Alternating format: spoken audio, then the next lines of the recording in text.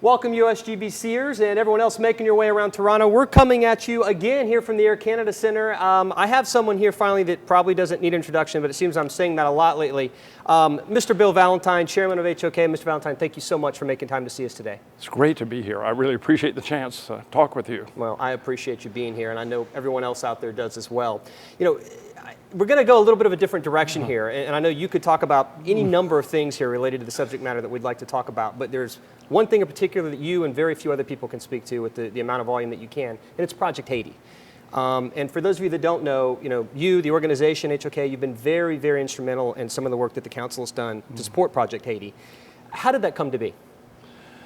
You know, Rick and the folks in USGBC asked us if we would like to be involved, and of course it took about a nanosecond to say, oh man, yes, we'd kill for the chance to get involved in that for all sorts of reasons. So it's been tough, it's been sad, it's been exhilarating, it's been everything. So we're happy to have the chance to do it.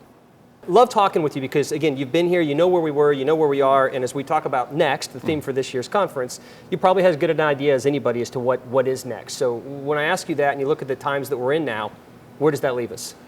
Well, I think on balance, we're in really great terms of the environmental movement. This notion that we can't waste anything all across the world is coming to the forefront, and you see it in budgets of all sorts of governments. That's a really good thing for the environmental movement.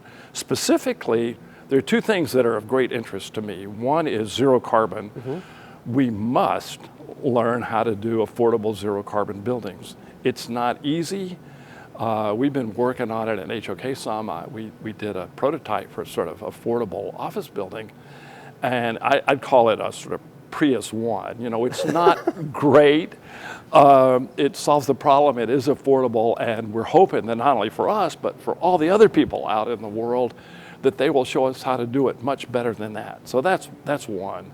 The second thing I'm really interested in, which is a tough uphill battle with a lot of architects, including architects in HOK, is to take on existing buildings. There's a staggering amount to be done about not wasting all of the old buildings, some of which are quite banal, but even the banal ones can come to have a useful life as a part of our culture. And so I'm very eager to get architects to really focus on how to make something great out of old buildings. And of course, if you could get an old building and zero carbon old building, now that would be the proverbial home run. You know, coming to USGBC is like coming to the world's largest family reunion. You run into all sorts of people you know, and even the people you don't know, you soon know. This is the highlight of my year, absolutely, always. Well, I couldn't agree with you more, and obviously you would expect me to say that, but I mean it sincerely. And I honestly, sincerely appreciate you taking the time to come by and talk with us. For those of you who don't know, you should. Chairman Bill Valentine at HOK, thanks so much for being with us. You never know who's going to come, so make sure you stick around, come back, see what's next.